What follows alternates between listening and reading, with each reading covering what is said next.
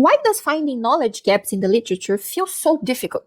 Why can we read dozens, sometimes hundreds of papers and still feel like we have no idea what the gap is? I think this is where I finally understood why my colleague's comment years ago stayed in my mind for so long. When he told me he was going to spend the week searching for knowledge gaps in the literature to build future projects around, I didn't fully understand the complexity of the task, but I immediately felt how overwhelming that sounded. Because how do you search for something that, by definition, you cannot see? The problem is that knowledge gaps are not objects waiting to be found. They don't actually exist.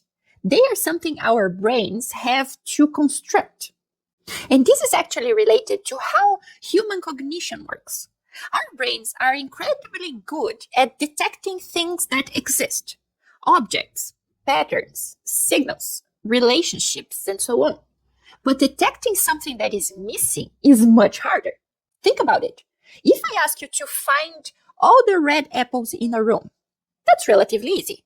Your brain knows what an apple looks like. It knows what the color red looks like.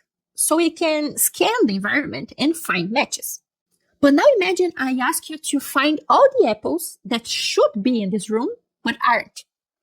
This is a completely different task, isn't it? Because before you can identify what is missing, you need to know what you expected to be there in the first place. And this is exactly what happens when we try to go around searching for knowledge gaps. The scientific literature rarely contains a sentence saying, "Here's the missing piece." It usually does not highlight the empty space for us. A gap only becomes visible after we build an understanding of what is already known. We have to integrate many studies, then recognize the patterns in them. Then we have to understand the relationships between ideas.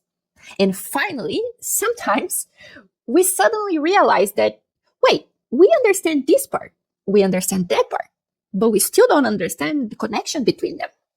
That moment is the knowledge gap emerging. Please let me know in the comments if this was already obvious to you, because when I realized it, it kind of blew my mind.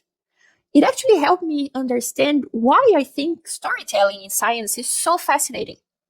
Because if the knowledge gaps don't really exist, if we are the ones who create them, then the possibilities are infinite.